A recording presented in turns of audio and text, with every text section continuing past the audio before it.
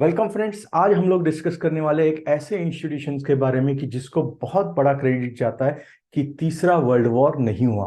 हाँ, आप सही कह रहे हैं। We will discuss United Nations. So let us start United nations.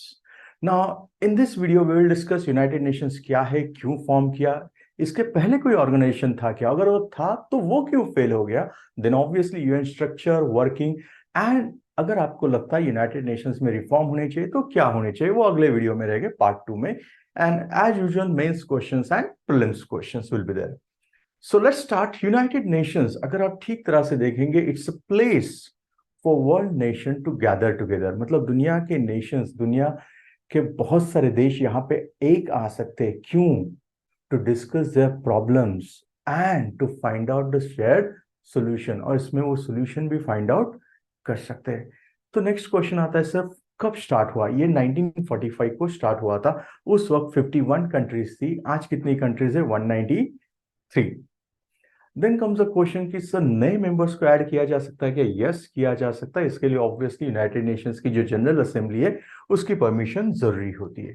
Then comes the next question कि सर इससे पहले कोई संगठन था क्या, कि जो वर्ल्ड वॉर पहला भी तो हुआ था, क्या उस वक्त कोई संगठन था कि जिसने वर्ल्ड वॉर रोकने की कोशिश की थी? हाँ, लीग ऑफ नेशन। किसने उसमें शुरुआत की थी, किसने पहल की थी?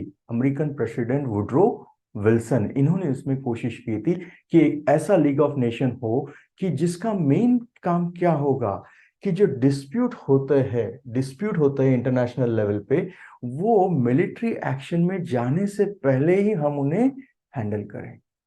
मतलब क्या? डिस्प्यूट को मिलिट्री वॉर में कन्वर्ट ना होने दे। ट्रीटी ऑफ वर्साई के अनुसार इसको किया गया था। इसका हेडक्वार्टर कहाँ है? Geneva, Switzerland. सो ऑब्वियसली इसका एम क्या रहेगा? Try and maintain international peace. मतलब पहले जागतिक युद्ध के बाद ये स्टार्ट हुआ था। देन कम्स द क्वेश्चन कि सर अगर इतना अच्छा इंस्टीट्यूशन स्टार्ट हुआ था तो फिर यूनाइटेड नेशंस की क्या जरूरत हुई? दैट इटसेल्फ मींस ये फेल गया। As the line itself suggest that why League of Nation fail. Fail हुआ है तो उसका भी कोई कारण होगा कि भाई मैं ही कोई ऑर्गेनाइजेशन स्टार्ट होने के लिए इनिशिएशन कर रहा हूँ, शुरुआत कर रहा हूँ, और मैं खुद उसे नहीं ज्वाइन कर रहा हूँ। Will it work?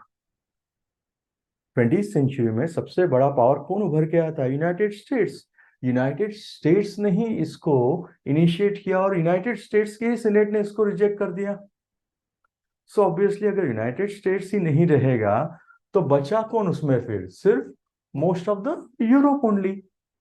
Not only this, most of the states जो थे उस वक्त, कंट्रीज, इन्हें वॉर छोड़ने की इच्छा नहीं थी, क्योंकि आज तक तो आदत लगी थी कि जब भी प्रॉब्लम आता है कैसे सॉल्व करने का, झगड़ा करो, वॉर करो। तो पैसिज्म ये बहुत बड़ा प्रॉब्लम हो रहा था। डिसआर्ममेंट तो पॉसिबल नहीं हो रहा था, इनको डिसआर्ममेंट भी पॉसिबल नहीं हो रहा था। नॉट ओनली दिस, उस वक्त के great power that is Britain और फ्रांस, ये दोनों भी रिलक्टेंट थे इसके लिए। ज्वाइन तो किया था, may be under US pressure हो सकता है, बट ज्यादा इसमें इंटरेस्ट नहीं दिखा रहे थे।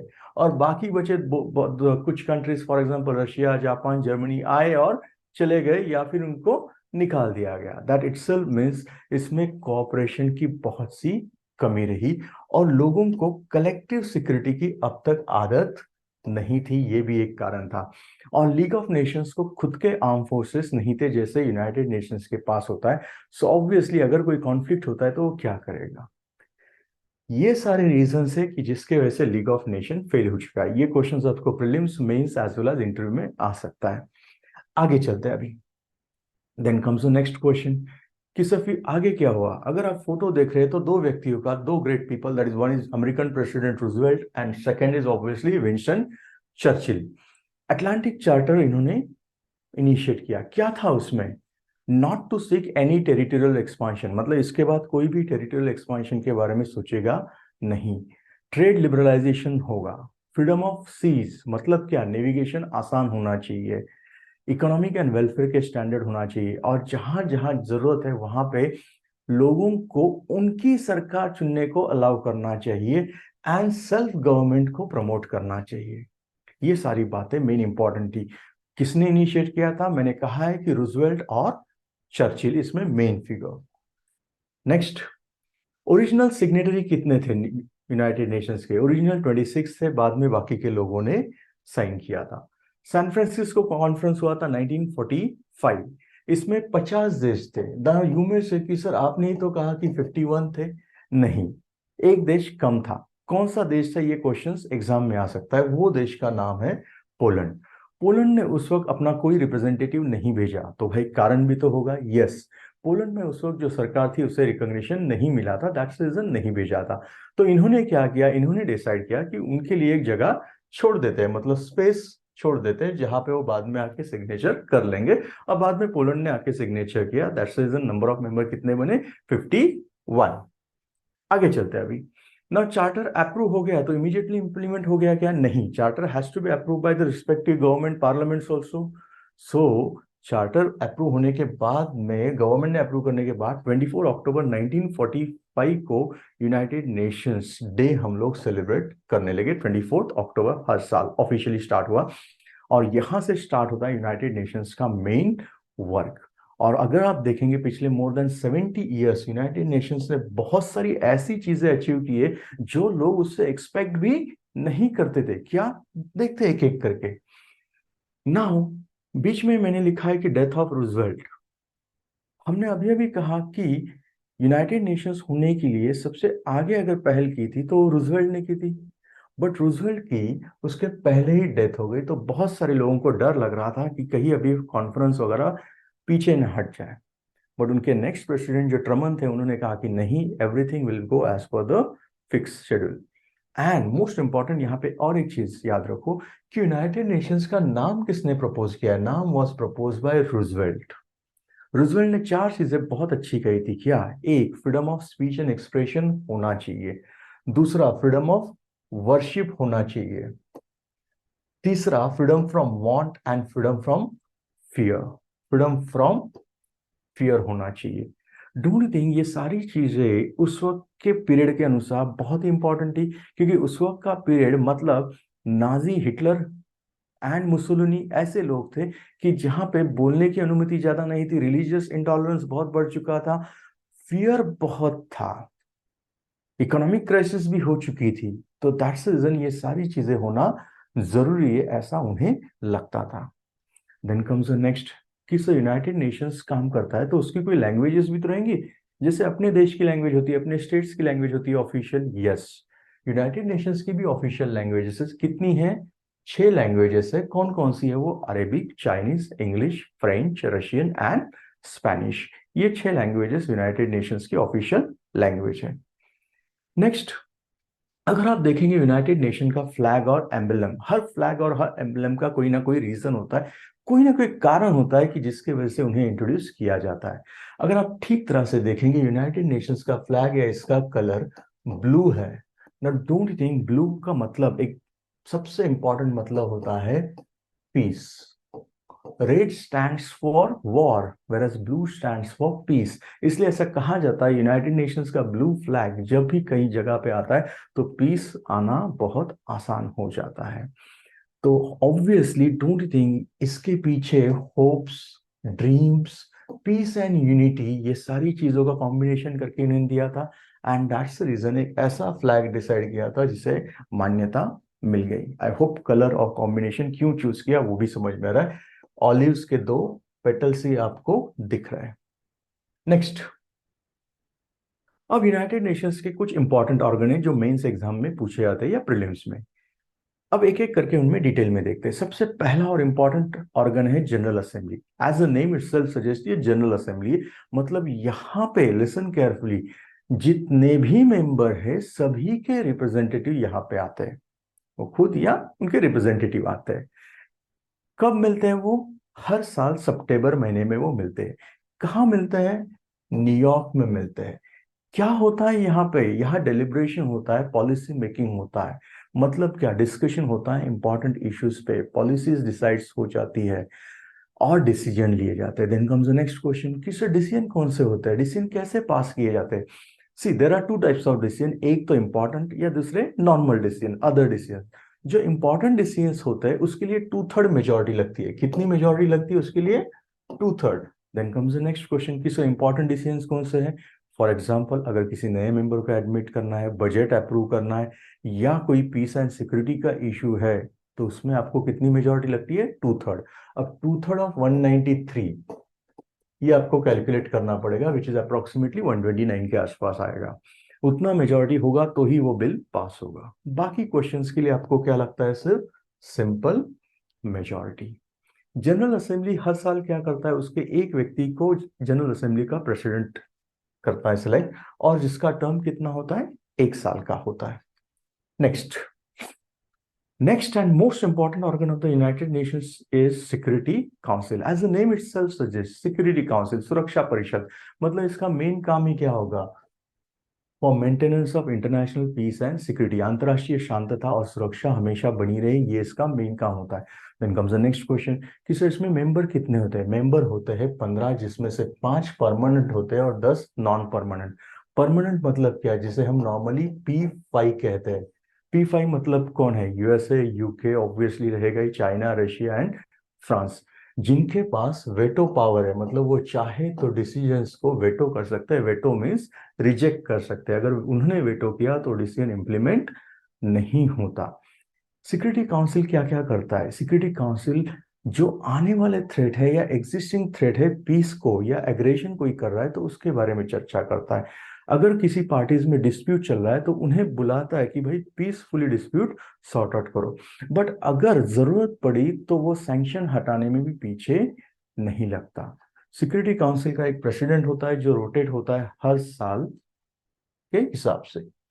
Next is united nations economic and social council. As the name itself suggest, ये किससे डील करता होगा dialogue? Economic, social and environmental. कितने मेंबर्स होते हैं इसमें? 54 मेंबर्स होते हैं। टर्म कितना होता है? 3 साल। Next, trusteeship council. यू में से किसी आज है क्या ट्रस्टीशिप काउंसिल? आज ये उसका काम नहीं है। ट्रस्टीशिप काउंसिल क्यों क्रिएट किया? क्योंकि कुछ कुछ टेरिटरी थे जिनको इंडिपेंडेंस नहीं मिला था, या जो चाहते थे कि इंटरनेशनल सुपरविजन के अंडर हो, तो ये काम किसको दिया था? ट्रस्टीशिप काउंसिल को दिया था। लेकिन by 1994 most of the trust जो टेरिटरीज थी वो एक तो इंडिपेंडेंट हो गई, तो ऑब्वियसली इसका आज रोल उतना है क्या? नहीं। तो ये वाइंड अप भी आप कर सकते हैं चाहे तो। And next most important organ है, that is International court of Justice. Obviously अगर आप देश है तो देश में ऑब्वियसली झगड़े भी होना है, तो झगड़े सॉर्ट आउट अलग अलग तरीके से कर सकते हैं। अगर हम में आर्गुमेंट्स है लेकिन आर्गुमेंट से नहीं सॉर्ट आउट हो, तो बेटर क्या है? कोर्ट के पास जाओ, जैसे हम लोग जाते हैं नॉर्मली।